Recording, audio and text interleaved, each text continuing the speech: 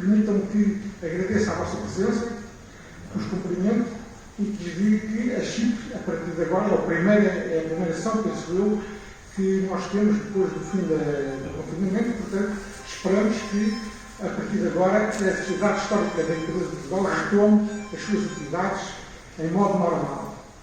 Sr. General, muito obrigado por convite e passo-lhe a palavra para dar início aos acontecimentos. Senhor Embaixador, meus cumprimentos.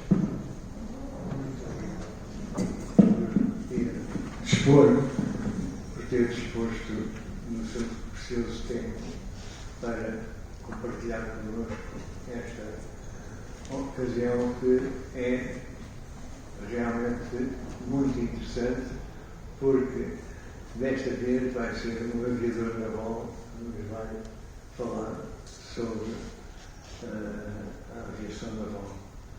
E isto espelha que há um espírito de comunidade e de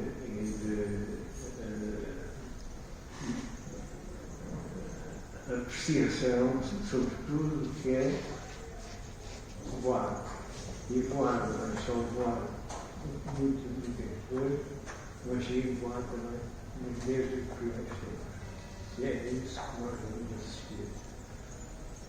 Vou passar a palavra ao Sr. Luís Barbosa, que apresentará o currículo vitae do nosso conferenciante.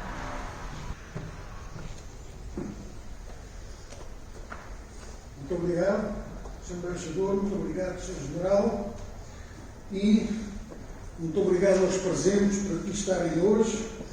E posso dizer que hoje podemos apresentar uma boa casa, não estava à espera de tanta gente, e isto quer dizer que estávamos todos ansiosos por retomar uma vida normal. Nós, por nosso lado, estamos muito contentes em poder dizer que ressuscitamos. Realmente, na nossa última palestra, tinha sido, se não estou em erro, em novembro do ano passado, e depois fomos obrigados a encerrar as portas. Mas aqui estamos novamente, e se tudo correr bem, esperamos continuar, já no próximo mês de junho, depois metem-se as férias, julho e agosto, e depois continuaremos setembro, outubro, mês a mês, por aí fora, como era o nosso hábito. Hoje temos como orador o Sr. Comandante Hugo Batista Cabral.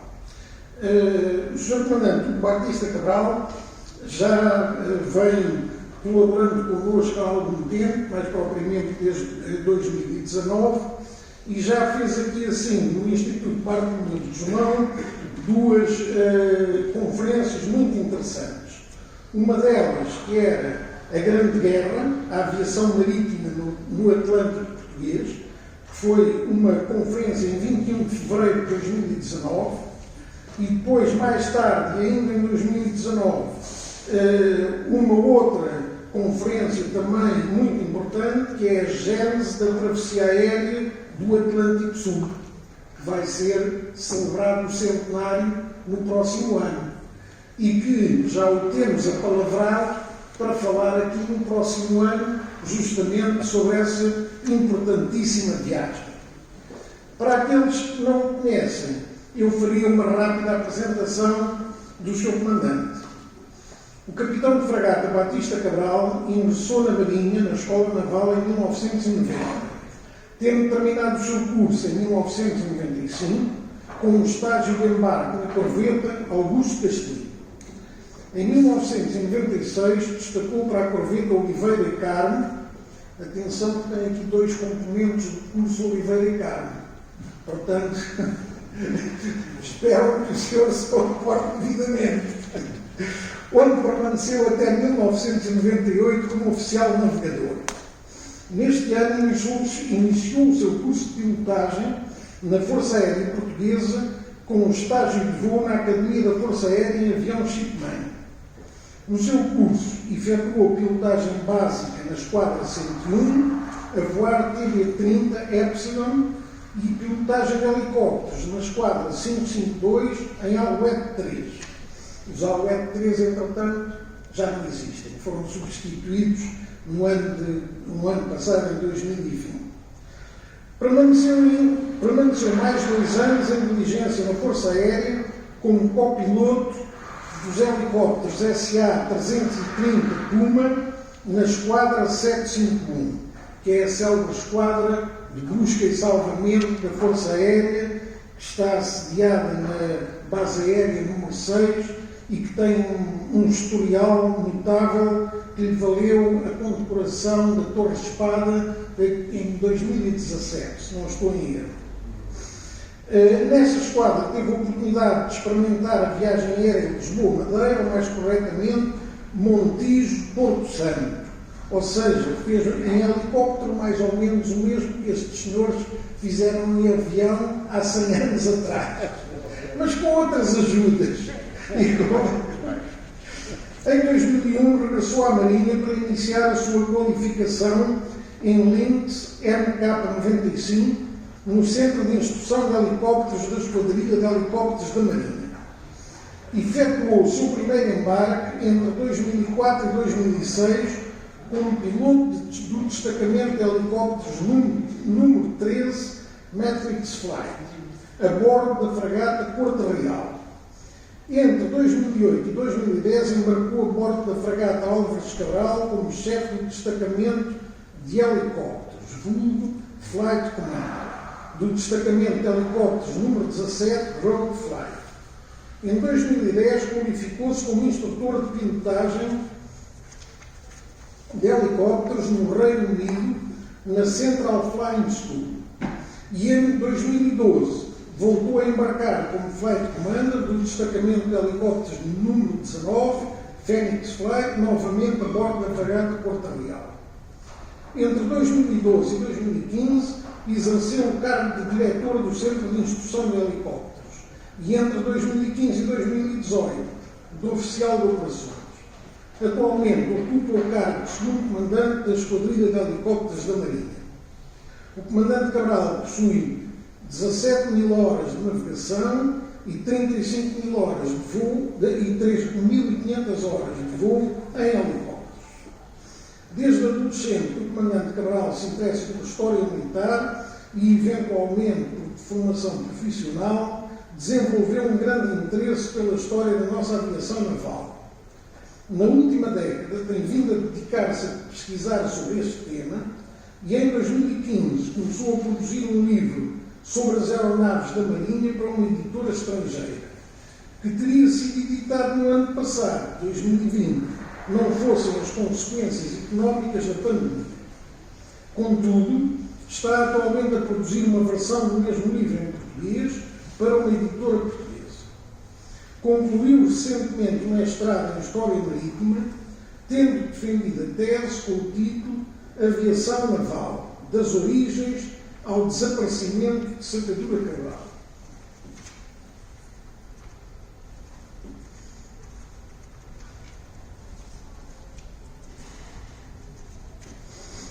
Isto é um problema da velhice, tremerem nas mãos. Antes não era assim, mas agora é um bocado mais difícil. Tem já vários artigos publicados em revistas nacionais e internacionais sobre este tema. O comandante Cabral tem 49 anos, é casado e tem 2 filhos. A família tem residido sempre em Setúbal, a sua cidade de origem. Portanto, é este valioso currículo do Sr. Comandante Batista Cabral e, Sr. Comandante, somos todos ouvidos, faça favor de aquecer. Sobre os helicópteros, não digo muito a estas coisas de levar de máscara. Excelentíssimo Sr. Vice-Presidente, Sr. Major, digníssimos Srs. Almirantes, Srs. Generais, caros amigos, camaradas, muito obrigado pela vossa coragem em estar aqui hoje presentes. Julgo que estávamos já todos com saudades destes momentos de normalidade e temos de nos reunir em tertúlias sobre temas que nos agradam a todos. É um imenso prazer ver aqui caras já não vi há bastante tempo e vê-las bem de saúde.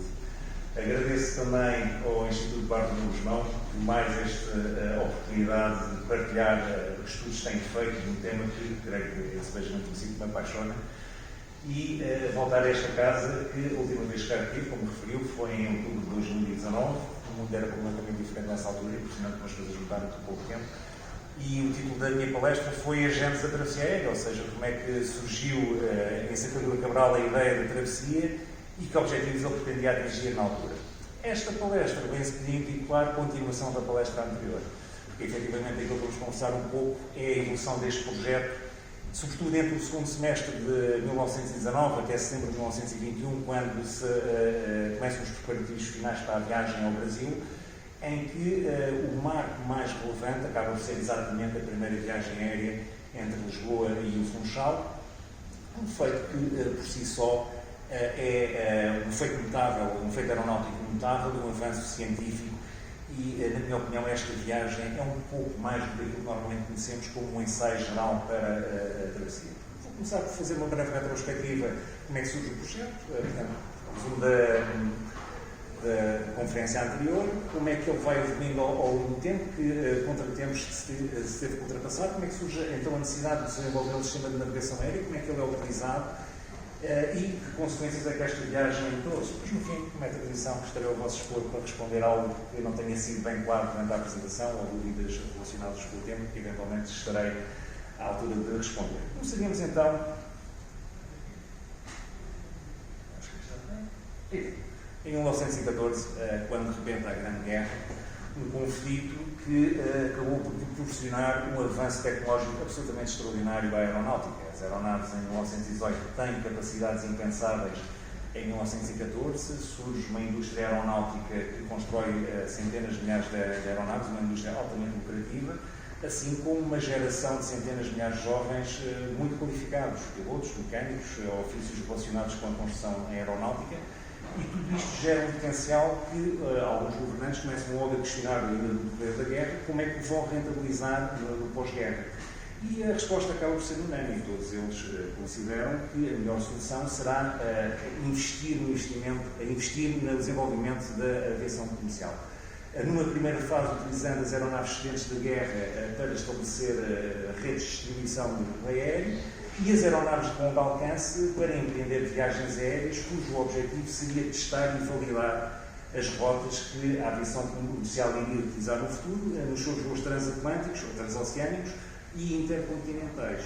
E é por este motivo que nos anos 20 e também nos anos 30 vamos ter uma quantidade muito grande de grandes viagens aéreas que, embora à primeira vista pareçam ser desafios lançados pelos jornais, pelos governos, na verdade, todas elas tinham este objetivo estratégico subjacente de contribuírem para o desenvolvimento da aviação comercial. Outro fenómeno interessante que também acontece durante a Grande Guerra é a consagração do aviador como o mais popular herói.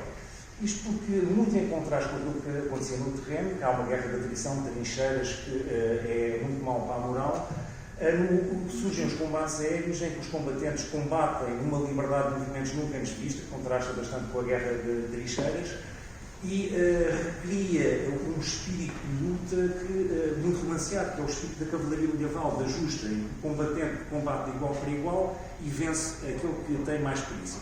Este facto vai ser muito aproveitado pelas máquinas de propaganda, pela imprensa da época, e é por esse motivo que, se eu vos pedir para me darem nomes de jornais famosos da Primeira Guerra Mundial, se calhar vão ter dificuldades. Nomes como Manfred von Richthofen, George Guimer, ou no nosso caso mesmo Oscar Monteiro Torres, são-nos bastante familiares, tem muito a ver com o aproveitamento que foi feito destes combatentes.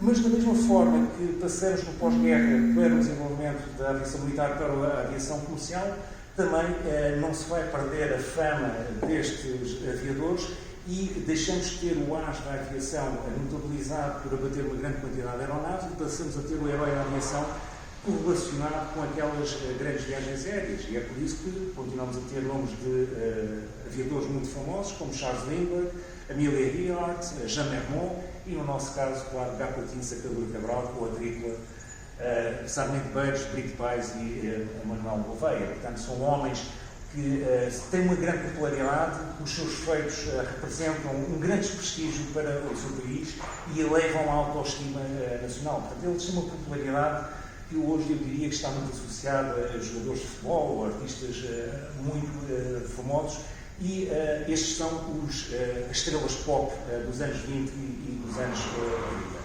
E esta transição da aviação militar para a comercial, do AS para o herói, não é propriamente reversiva, é mesmo imediata, porque logo uma semana após o armistício, o jornal britânico, o Daily Mail, relança o desafio para um prémio para o primeiro aviador que efetuasse uma travessia aérea do Atlântico. Este desafio vai empolgar não só a comunidade aeronáutica, construtores que veem aqui uma oportunidade de publicidade notável, e também aviadores, mas também a opinião pública. E vai ser um tema dominante no primeiro semestre de 1919, juntamente com as conversações de paz em Paris, são os temas dominantes da atualidade. E o protagonismo que este desafio tem é tal que vamos ser, inclusivamente, forças de aviação militar, não a concorrer ao prémio do Daily Mail, mas a concorrer pelo prestígio de serem elas as primeiras a efetuar a travessia atlântica, nomeadamente a Royal Air Force e a componente de aviação da Marinha Americana.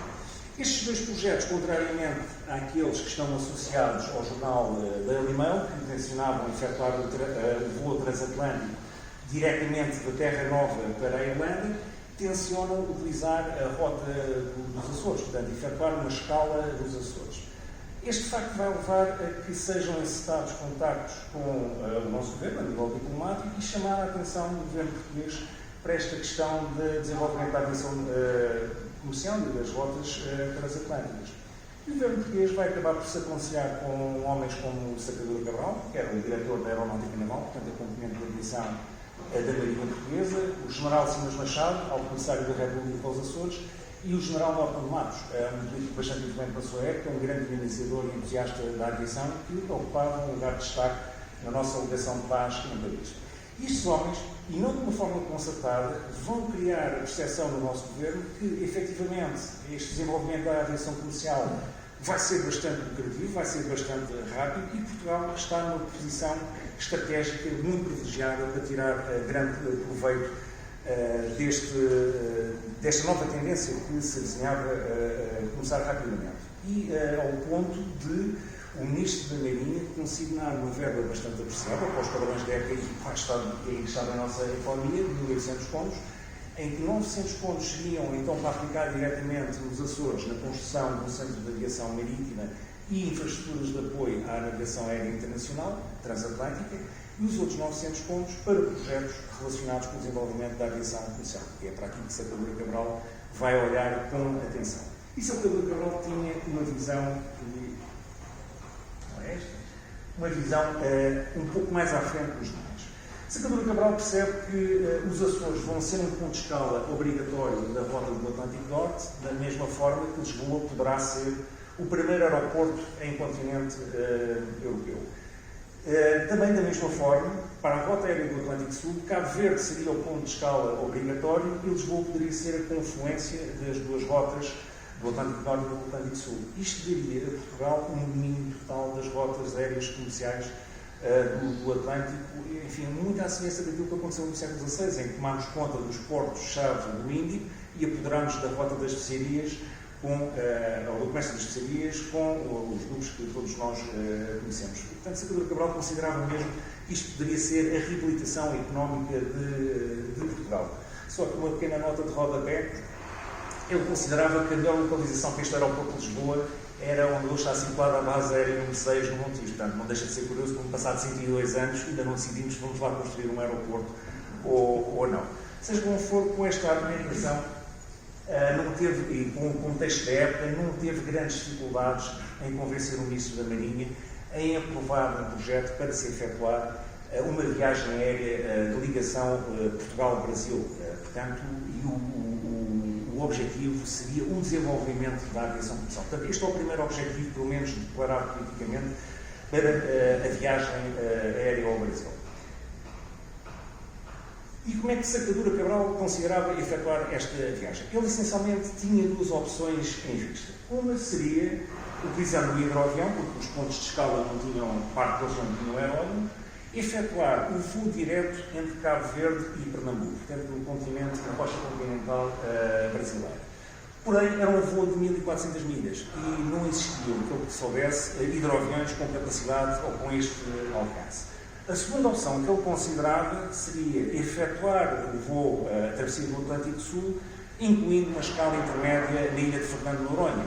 Assim seria só um voo de 1.200 milhas, já alguns hidroaviões teriam essa capacidade, mas o que não existia era um sistema de navegação aérea suficientemente rigoroso para encontrar esta pequena ilha em pleno Atlântico Sul. Portanto, numa opção não tinha o hidroavião com alcance, numa outra opção não tinha o sistema de navegação aérea. Sacadura Cabral, na verdade, não vai decidir-se por uma ou outra opção. Ele vai trabalhar simultaneamente nas duas frentes, nas duas soluções.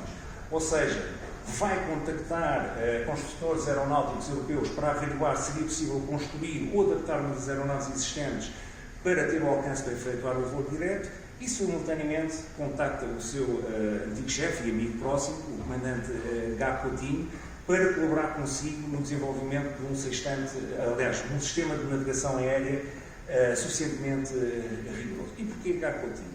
Bom, como já referi, eram amigos próximos, tinham estado juntos em campanhas geodésicas, quer em Moçambique, quer em Angola, de uma relação de confiança mútua e respeito mútuo. E também porque Gá Coutinho era o mais notável geógrafo português. E mesmo a nível internacional, questionou-se se haveria alguém com os seus conhecimentos de astronomia e de geodesia. E entusiasta com estes problemas, com estes desafios relacionados com a navegação e a astronomia, Gá Coutinho vai então, obviamente, colaborar com a Sacadura Cabral. Por esta altura, ele está a desenvolver um sextante do horizonte artificial e vai alterar ou vai derivar o seu trabalho para que este sextante seja utilizável em navegação aérea, isto logo em maio de 1919. E também vai ser em maio que os olhos do mundo vão ser postos em Portugal. Portanto, vamos ter um protagonismo, uma visibilidade internacional muito grande, algo que a República apreciava bastante nesta altura, porque vão ser os americanos a vencer o desafio do Atlântico, quando hidroaviões ENC, mais concretamente o NC-4, amarram Lisboa no dia 27 de maio e concretiza assim a primeira travessia aérea do Atlântico.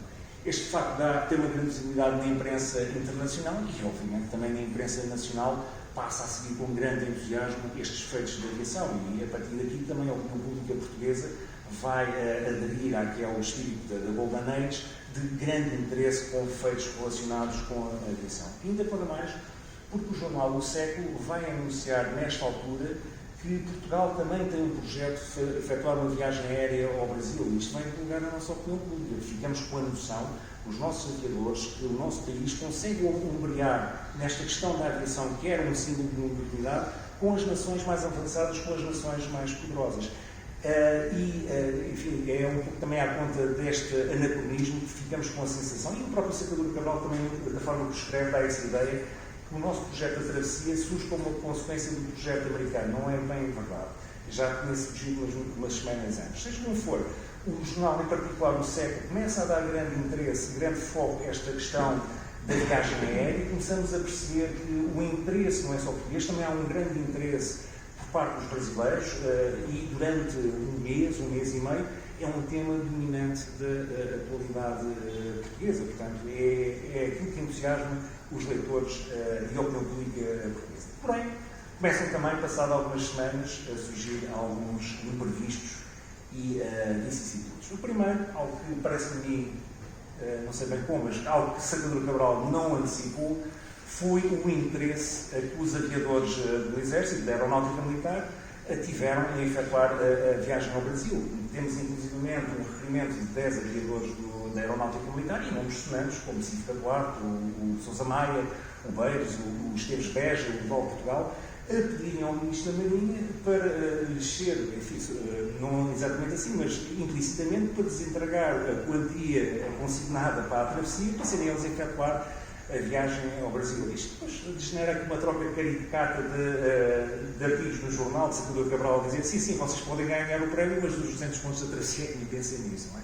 Portanto, mas seja como for, Sacadura Cabral fica aqui a perceber, e isto é algo que vai estar sempre presente até 17 de 1922, que tem uma concorrência acérrima dentro de casa, porque até ali ele sabia apenas que os italianos e os franceses teriam interesse mas nunca, parece-me a mim que nunca pensou que ali ao lado na Amadora houvesse um grupo de aviadores com tanto ou mais interesse do que ele a ir ao Brasil. Portanto, tem uma competição, não se pode distrair e tem que manter o projeto algo sigiloso.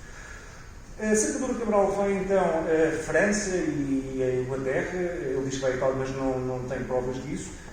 Ou o projeto era ir a Itália, mas não tem provas disso. Mas seja como for, em França vai constatar, ele vai em meados de julho de 19, vai constatar que os franceses não têm nem conseguirão ter uma aeronave com um alcance suficiente para efetuar a travessia. Para além da construção aeronáutica, a qualidade não preenchia os seus requisitos de qualidade. Portanto, resta-lhe a esperança que a Inglaterra, que ele tinha já a noção que tinha uma melhor qualidade de construção e mais avançada em termos de motores, pudesse encontrar esta aeronave. Portanto, é para aí que ele vai nas primeiras semanas de agosto.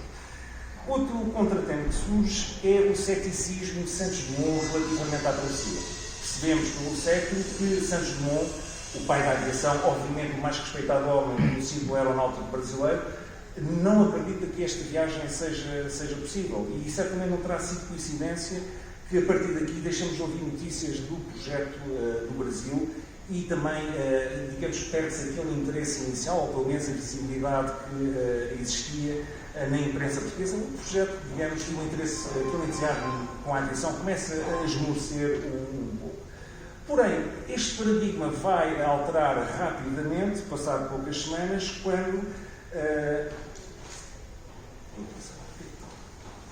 o Dr. Augusto Castro passa a ser o diretor do Diário de Notícias, isto em meados de julho de 1919. Augusto Castro vai dar uma linha editorial completamente diferente deste jornal. Parece-me a mim que há aqui uma inspiração em Alfa Damsel, o diretor do jornal Daily Mail, em que ele percebe, ok, o meu público, ou o público português, os leitores portugueses, adoram notícias sobre aviação. Então vou criar um evento sobre aviação, escrever notícias sobre esse evento e vender os jornais. Portanto, isto funciona. Aliás, hoje temos algumas estações de televisão a trabalhar assim, não é? Portanto, eles criam as próprias notícias, os próprios programas para vender. Mas isto funciona às maravilhas. Durante 3 meses, o desafio que ele lança em 23 de julho, o desafio para a primeira voo Lisboa-Guiné, portanto, como se chamava na altura o raio Lisboa-Guiné, vai ser o tema dominante do jornal do Diário de Notícias, que vai ter vendas, portanto, muitas vendas e vai resolver a situação económica em que o jornal está.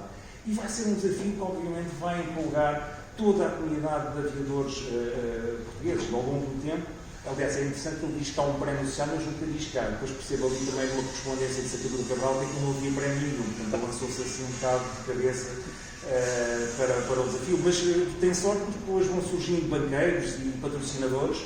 Inclusive há um banqueiro, o Ivo Costa, do Banco Português Brasileiro, que financia mesmo uma aeronave para ser utilizada neste raio. E chegamos ali em meados de agosto, temos já 24 aviadores portugueses, entre os quais uma equipa da aviação naval, o primeiro-tenente Pedro Rosado e o primeiro-tenente Santos Moreira, portanto, o primeiro e o segundo-tenente do Centro de Aviação Naval de Lisboa, a concorrerem também a este raio.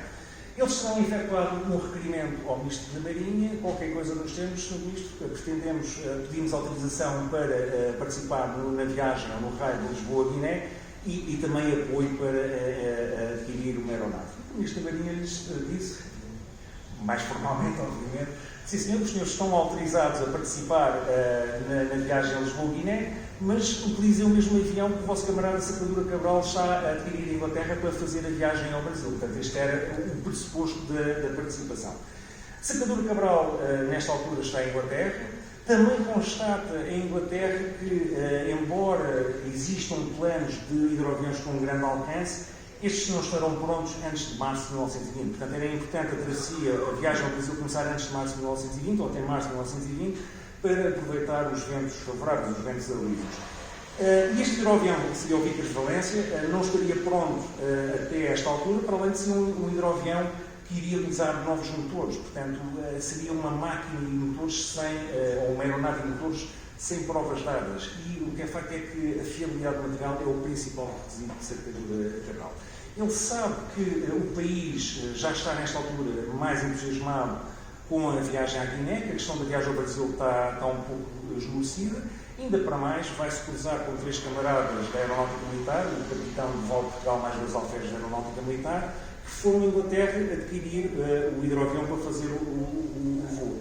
E Sacadura Cabral, apesar de ter talvez mais notoriedade, eu partilhava do mesmo espírito de aventura e de competição de todos os aviadores desta época. Ou seja, a partir daqui, o foco do interesse dele deixa de ser a travessia viagem ao Brasil, até porque ele sabe que não a vai conseguir efetuar em 1920 e passa logo a ser a viagem à Guiné. E então vai convencer o Ministro da Marinha. Sr. Ministro, talvez não seja possível encontrar um avião para ir ao Brasil, mas olha, os ingleses estão a vender aviões baratíssimos, excedentes de guerra, podemos adquirir um ou dois desses hidroaviões para voar até à Guiné. Atenção, é um trem para ir ao Brasil, portanto, mais do que isso. E o que é facto é que consegue dar a volta ao Ministro e tem então autorização para adquirir 2 aeronaves. Dentro daquilo que ele tinha disponível, vai optar pelo Felix F3, uma aeronave que ele considerava que tinha uma excelente qualidade de construção, mas acima de tudo porque estavam equipados com motores Rolls-Royce Eagle, um motor que era o supra-sumo e estava muito mais avançado tecnologicamente que qualquer outro que existisse na época. Só para terem uma ideia, na aviação da Marinha utilizava-se muito o hispano-suíça 200 cavalos, um motor que tinha que ser revisto 15 em 15 horas de voo e não tinha uma duração superior a 50 horas, enquanto um Rolls-Royce voava 50 horas sem necessidade de revisão. Portanto, estava muito mais à frente de tudo o que existia no seu campo. E Sacadura Cabral não vai adquirir um, mas vai adquirir 2, porque entretanto ele também vai constituir uma equipa com o seu adjunto, o segundo tenente Azevedo e Silva, para tentarem também um voo à Guiné. Isto vai ser um processo demorado, os aviões fazem parte dos exposed on board e o processo logístico vai ser muito lento, porque a Royal Air Force estava num processo de desmobilização, tudo estava desorganizado, havia pouco pessoal, portanto o Sacadura Cabral vai ter que ficar desde agosto até maio de 1920 em Inglaterra, a tratar da aquisição do levantamento destas aeronaves, que vai ser subcontratada a Ferry Aviation, portanto é aqui que começa a relação entre Sacadura Cabral e a Ferry, que são eles que vão não só beneficiar, como também adaptar estes hidroaviões para voos de longo alcance, essencialmente retira o seu equipamento militar, metralhadoras, porta-bombas e tudo mais, para ser substituído por tanques de combustível para ter mais alcance. Portanto, este processo vai ser lento, ele depois vai se qualificar só a partir de novembro, vai se juntar ele também os outros aviadores, Santos Moreira, o Pedro Rosado. Também vem Roger Soubiran, um mecânico francês que Sacadura Cabral tinha conhecido logo em 1916 durante o seu curso de pilotagem e contratou para ser o primeiro, o mestre das oficinas do Bom Sucesso, e o engenheiro Ernesto Costa, enquanto os aviadores ficam em Felixstowe e Calshot a fazer a qualificação na aeronave, os técnicos vão para as oficinas da Rolls-Royce, portanto, obter a formação de manutenção destes motores. Estão então prontos para regressar a Portugal em maio de 1920 e Sacadura Cabral decide partir no dia 8, apesar das condições meteorológicas e a previsão meteorológica não ser nada favorável, para não dar parte fraca para os ingleses, decide partir de Calshot, portanto, sul de Inglaterra, perto de Southampton. O plano inicial seria ir em conserva os 2 hidroaviões, o 4018 de Pedro Rosado e Santos Moreira, enquanto Sacadura Cabral foi no 4017 com Roger Soubiran, Azevedo e Silva e também o marinheiro José Domingos, portanto, mecânico auxiliar. As aeronaves partem em horas separadas, por ter uma pequena avaria no motor, nunca conseguem voar juntas e, devido à meteorologia, têm que fazer alternar para aeródromos diferentes ou para centros diferentes. Vão as 2 a Brest, mas em tempos separados, enquanto a Sacadura Cabral tem que depois alternar para Ortana, Biscaia e depois para Ferrol, enquanto o Pedro Rosado vai a Brest e tem que ficar em caminho. Ou seja, apesar de eles terem chegado a Lisboa no mesmo dia, com 1 hora de diferença, aquilo até parece que foi acordado, mas não foi, foi uma viagem planeada para 3 dias, que demorou 8 dias, mas foi a primeira viagem, grande viagem aérea de Sacadura Cabral. Ele aqui fica a saber que tem que haver um bom conhecimento e condições meteorológicas muito favoráveis para uma longa viagem ter hipóteses de sucesso. E Sacadura Cabral também refere que foi depois desta viagem que voltou ao espírito a questão de desenvolver o sistema de navegação, portanto, de aperfeiçoar a navegação aérea para fazer a viagem ao Brasil. Ele não diz bem como é que isto surge, mas percebemos por outra documentação que eles tiveram em Calshot, que era a Escola de Navegação Aérea, ou de Navegação Aérea da Royal Air Force. E, inclusive, tiveram contatos com o Major Cook, que foi o navegador do dirigível R-34, e aí terá obtido informação importante. E mais, Salvador Cabral também tinha estado com o Reed e com os aviadores americanos, portanto, ele teve acesso, estava muito bem informado quais seriam as contingências, quais seriam as características de um voo transatlântico, e certamente que utilizou muito esta informação em seu proveito. Seja como for, quando é a partir então aqui de maio de 1920 que se vai juntar a H. Coutinho e vão então começar a desenvolver o sistema de navegação aérea, que nesta altura já era claramente a melhor hipótese para se efetuar a viagem ao Brasil. Relativamente a este sistema de navegação aérea, só fazer aqui um breve deludo, eu não vou entrar em grandes detalhes científicos sobre ele, vou só ser um pouco genérico, até por questão de gestão de tempo, mas recomendo vivamente a quem tiver interesse em aprofundar este assunto. O Comandante Malhão Pereira publicou recentemente um livro em que estuda muito bem as características deste sistema de navegação aérea, eu diria mesmo melhor do que este livro, só se fosse mesmo o próprio Gago Coutinho escreveu.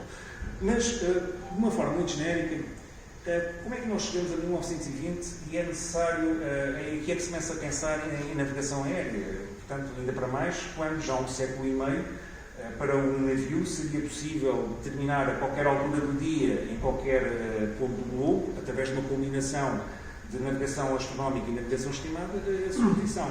Bom, essencialmente porque é só a partir de 1919 que surge a necessidade, porque até ali as aeronaves voavam sempre sobre terra. E um aviador, tem sempre referências no terreno, seja uma cidade, uma estrada, uma trincheira, um rio, que nos dá a localização. Sobre o mar não funciona assim. Sobre o mar não há pontos de referência e torna-se necessário, então, desenvolver um sistema de navegação. E os primeiros aeronautas, a abordagem que efetuaram foi: se isto tem funcionado há 100 anos para os navios, este sistema de navegação marítima, então vamos utilizá-lo nas aeronaves e veremos de obter os mesmos resultados. Só que há várias diferenças e as duas mais marcantes é, primeiro, a velocidade em que os aviões deslocam. Portanto, um navio nesta época não passaria os 10 nós, em velocidade de cruzar um avião que era 70 nós, ou seja, a acumulação de erros aqui passa a ser muito superior e a velocidade com que se tem que tirar uma posição tem que ser muito superior.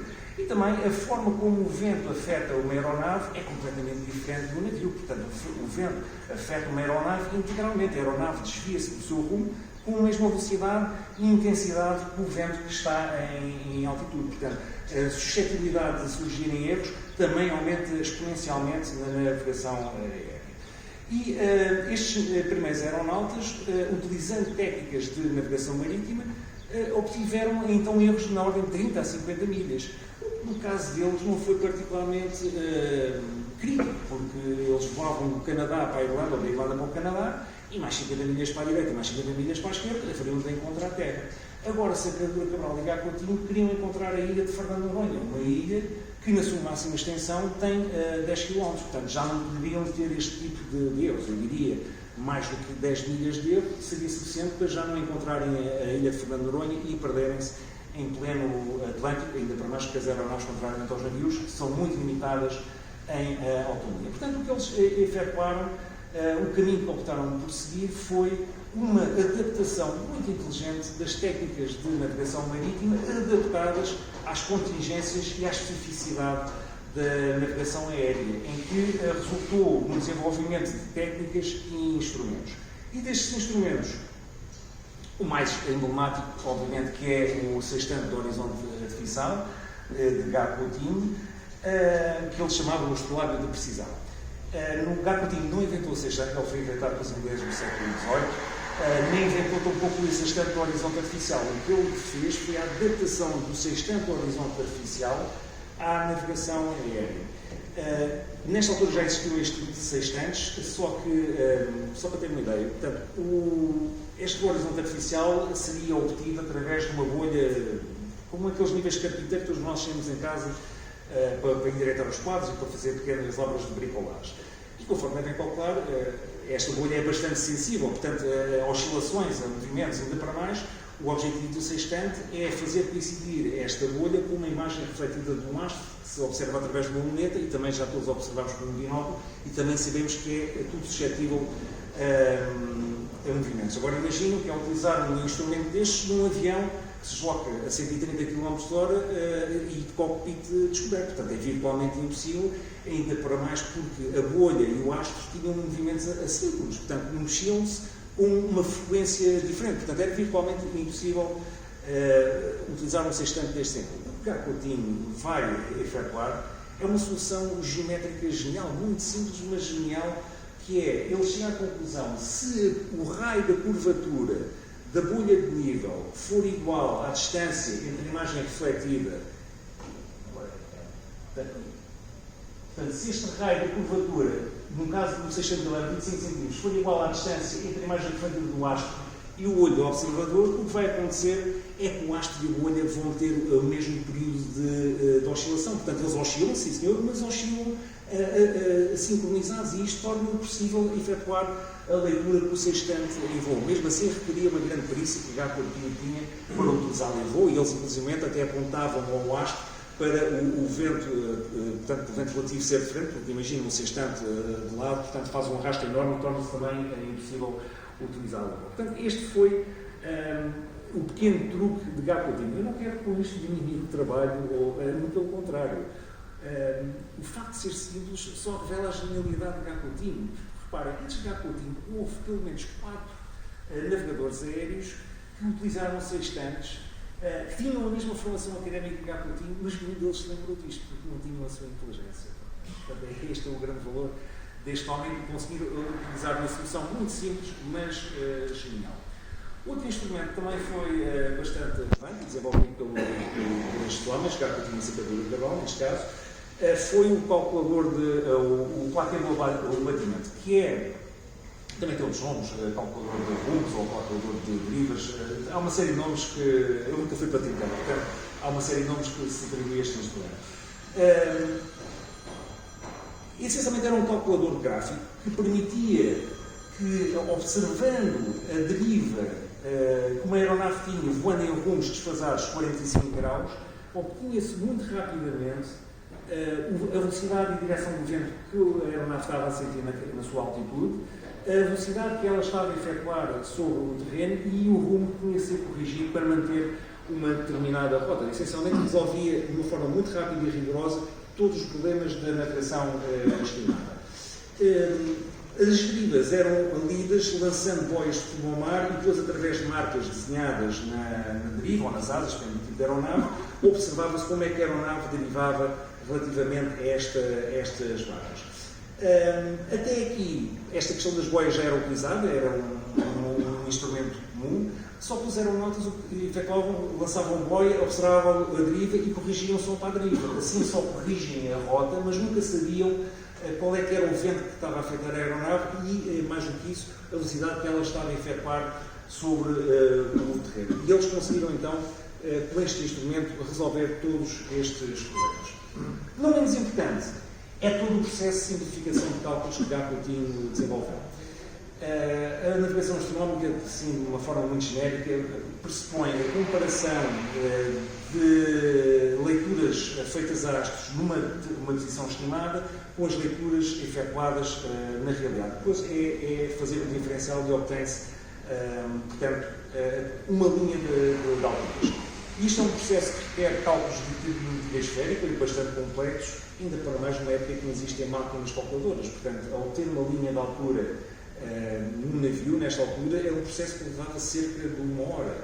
E se isto é aceitável para um navio que navega 7 ou 8 nós, não é aceitável para uma aeronave que navega 70 nós. Portanto, quando se obtém a linha de altura, já está completamente desviada da posição onde foi obtida. Só que Coutinho, para já trazia grande parte destes cálculos já efetuados de terra. E mesmo assim conseguiu simplificá-los ao ponto de ser possível obter uma linha de altura, uma linha de posição, entre 3 a 5 minutos. Portanto, não tem absolutamente nada a ver com aquilo que existia na data.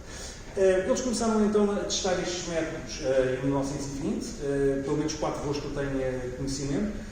voos em aeronaves da aviação marítima. Porém, eram voos que, devido à autonomia das aeronaves, não teriam mais do que 2, 3 horas. Os resultados eram excelentes, eram muito bons, mas em voos tão curtos não permite uma acumulação de erro que seja possível aferir a fiabilidade do sistema. Portanto, torna-se necessário efetuar um voo de longa duração com este sistema para avaliar a acumulação de erros e avaliar também a sua eficácia para um voo transatlântico. Portanto, eles, alguns no final do ano, começam a pensar neste voo. Mas antes de se decidissem a efetuá-lo, espontaneamente, 2 arrojados aviadores da Amadora, o Tenente Sarmento Beires e o Capitão Brito Paes, vão recuperar uma aeronave que já tinha sido abatida, um Breguet 14, com a ajuda de um mecânico brilhante, na altura ainda o Sargento Manuel Gouveia, vão reparar esta nave, pintá-la de preto e chamá-la o Cavaleiro Negro e romanticamente despolam da Amadora em 18 de outubro de 1920, com a intenção de ir aterrar no Polo da Serra, portanto na Madeira. Era um projeto que o Ministro da Guerra não tinha autorizado, mas tinha muita conivência do Major Sousa Maia, o comandante do Grupo de Esquadrias da Aviação República, e, enfim, acabou por não correr bem, porque foram surpreendidos por uma meteorologia adversa, tiveram que subir para cima das nuvens, não conseguiram avistar a Madeira e regressaram para parar junto a um navio que acabou por nos resgatar. Este voo acabou por, apesar de tudo, voltar a entusiasmar o público português com estas questões da aeronáutica. O Ministro da Guerra manifestou a intenção de lhes aplicar uma punição disciplinar, mas mais uma vez, alguns casos que o Diário de Notícias saem em defesa acérrima dos aviadores e ainda para mais critica o Governo não apoiar este tipo de projetos. Parece-me a mim que havia ali uma relação muito próxima entre Augusto Castro e Sousa Maia. Portanto, é como aqueles jornais esportivos que a gente percebe que favorecem um clube, portanto, claramente o Diário de Notícias era muito próximo do GEAR. Seja como for, isto empolga de tal forma os leitores que surge agora, quase espontaneamente, um desafio com um prémio associado para a primeira aviador português que efetuasse uma ligação entre Lisboa e a Ilha da Madeira. Sacadura Cabral é algo crítico relativamente a esta viagem. Ele louva a valentia e a coragem dos camaradas, mas considera que eles não utilizam as técnicas nem o tipo de aeronave correto para este tipo de travessia. E, obviamente, aqui fica espicaçado, e se não estava a considerar, passou rapidamente a considerar que tinha que ser ele o primeiro a fazer o voo da Madeira, e era um voo perfeito para validar o tal sistema de navegação aérea que já estava numa fase bastante desenvolvida. Vai então pedir autorização ao Ministro da Marinha em dezembro de 1920 para efetuar este voo, ele conseguiu a autorização e vai optar por utilizar uma das aeronaves que fixou, o 4018, que era o que estava em melhor estado, mas era uma aeronave que também não tinha sido alvo de grande manutenção e estava colocada nesta altura em Aveiro, onde havia muito pouco pessoal especializado. Portanto, vai ser um processo bastante demoroso, o apontamento da aeronave, cerca de 3 meses até ser efetuado o primeiro voo de teste, mas curiosamente, e isto é um reflexo da excelente qualidade, quer dos motores Rolls-Royce, quer da construção destas aeronaves, os resultados são bastante bons. E Sacadura Cabral vai então, com o Roger Sobirano, efetuar uns voos de experiência e fazer a mão na aeronave, e ele fica surpreendido com o desempenho do hidroavião, porque o objetivo dele seria descolar com 9 horas de gasolina, portanto 9 horas de autonomia. E estava a conseguir descolar com peso para 11 horas de autonomia. Portanto, isto tornou bastante otimista relativamente à viagem e mais, decidiu reforçar a sua tripulação, porque originalmente o voo seria só para ser feito Sacadura Cabral, Roger Sobirano e Gá Coutinho. Mas a perspectiva de poder levar mais um tripulante fez-o optar por Ortiz de Tencourt, um jovem aviador que estava também muito entusiasmado com a viagem e era também o único que sabia trabalhar bem com a TSF do avião. Por contrariamente àquele de julho, eles levaram o TSF. Não levaram o receptor, levaram o transmissor para caso de avaria, caso de pano, transmitiam a sua posição para o navio de apoio, o contratorpedeiro Guadiana, ir resgatá-los. Portanto, é por este motivo que Ortiz de Tencourt, a 2 dias de iniciar a viagem, passa a fazer parte da tripulação. Decide-se então largar no dia 22 de março, mas sem qualquer espécie de publicidade ou de comunicação à imprensa, porque Sacadura Cabral está ciente que o sucesso do voo depende exclusivamente da direção e da intensidade do vento. E ele tinha um pavor muito grande de fracasso, ainda para mais em público. Ele considera que há poucas hipóteses de descolar. Seja como for, vai dormir na noite de 22 ao centro, obviamente uma noite de insónias, o nervosismo da viagem, ainda para mais uma noite sem vento. Portanto, tudo parece estar a correr mal.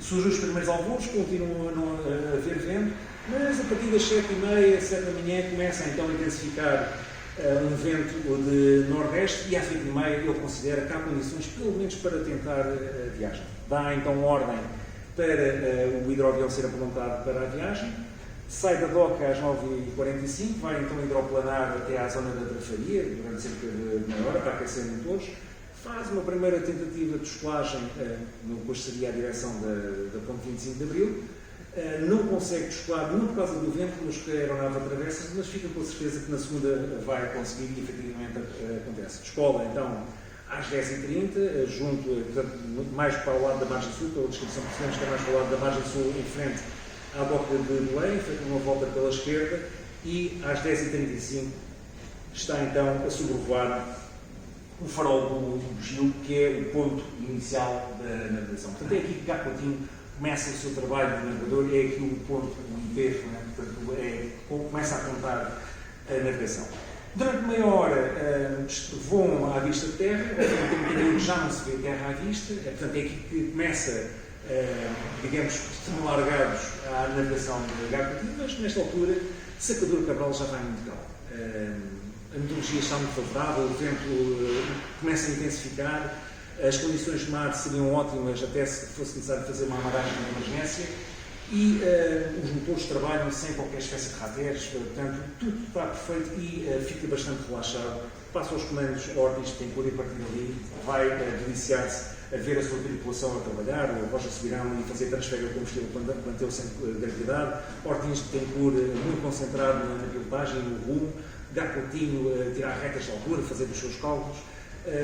Ele tem uma forte confiança que, já nesta altura, que a viagem pode correr muito bem. Vão então durante 2 horas e avistam um primeiro navio, o Funchal, o navio que estava a vir de Funchal para Lisboa. Já aqui a primeira confirmação que eles estão sobre a rota de navegação, que é a sua rota Madeira-Lisboa.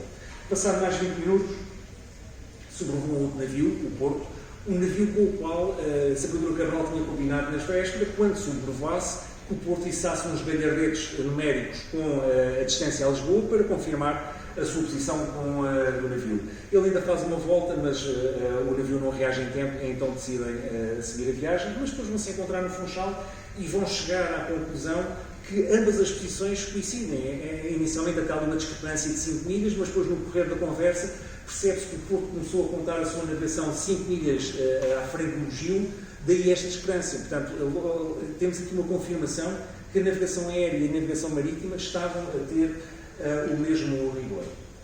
Um pouco mais tarde, às 13h54, obtemos portanto, o chamado ponto ao meio-dia, que é a passagem meridiana do Sol. Só para ter uma ideia, em navegação astronómica, eu preciso mais do que um astro para ter linhas de posição que se cruzem para dar a posição. Portanto, eles nunca têm aquilo que se diz o fixo. Só na passagem meridiana do Sol é que é possível obter esta posição. Portanto, até ali seria só uma linha de altura, uma linha de posição e a navegação estimada. E já agora também acrescento que, apesar de todo aquele desenvolvimento do horizonte artificial, Gato Coutinho utiliza sempre o horizonte de mar, porque a aeronave voa suficientemente baixo e o horizonte está suficientemente definido. Portanto, ele utiliza sempre o horizonte de mar. E já agora, na travessia, ele também nunca utiliza o horizonte artificial. O primeiro que vai utilizar o horizonte artificial vai ser Jorge Castilho em 1927. Mas pronto, isso depois falaremos com ele. Seja como for, notem que a discrepância entre a posição que eles estão e a linha de cima, que era a rota que eles pretendiam seguir, é mínima. Portanto, estão a ter um grande rigor. E ainda vai ser mais confirmado quando voltam a sobrevoar o Avon, um navio inglês, também na rota do Funchal, e por esta altura já toda a guarnição, toda a tripulação está muito descontraída, já tem uma forte confiança no sucesso, já trocam piadas entre eles a bordo. Portanto, era uma questão de tempo até encontrarem a Madeira. A ilha vai ser então encontrada às 16 às 4h30 da tarde. Vai ser Ortiz que tem o primeiro a registrar a ilha, e segundo consta de um berro que superpôs ao ruído infernal do Rolls-Royce, e a partir dali termina a navegação. Portanto, toda a tripulação vem apreciar a ilha de Porto Santo a aproximar-se. Pouco tempo depois avistam também a Ilha da Madeira, portanto acaba-se ali a navegação aérea e passa a ser um passeio aéreo até amararem no Funchal às 18h04. O Funchal, aliás, telegrafou-se para o Funchal a informar que a aeronave tinha descolado de Lisboa, e aquilo de boca em boca, quando amararam, já toda a cidade sabia e tinha a hipótese de ver um avião ali pela primeira vez. Não é por isso estranhar que, quando eles amararam, foram rodeados por dezenas de embarcações, pessoas que os vieram felicitar, e também a oportunidade de ver uma máquina voadora. Portanto, foram muito bem recebidos no Funchal.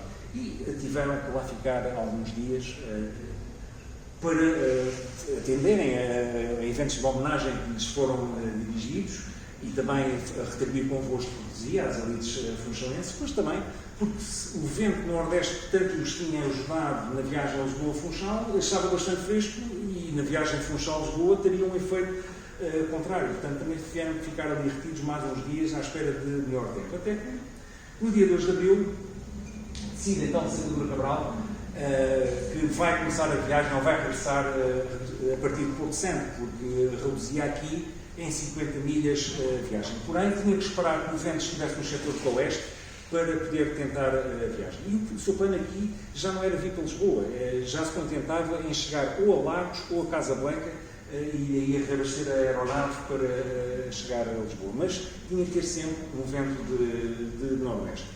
Tenta então, há uma primeira tentativa no dia 4 de abril, porém a aeronave, à medida que vai progredindo para leste, o vento também vai rondando. Passado 2 horas, chegam à conclusão que não tem vento para alcançar nem Marrocos nem o Algarve, regressam, e no dia 6 de abril é feita a derradeira tentativa, uma descolagem que vai ser feita apontada à ilha, que era esta a direção do vento. A aeronave vai ter uma grande corrida de descolagem, vai descolar com uma grande dificuldade, e Sacadura Cabral percebe que não vai conseguir sobrevoar, portanto vai ter que iniciar uma volta pela esquerda. A aeronave perde aqui um pouco de altura, que foi suficiente para tocar com a asa na água e despenhar-se.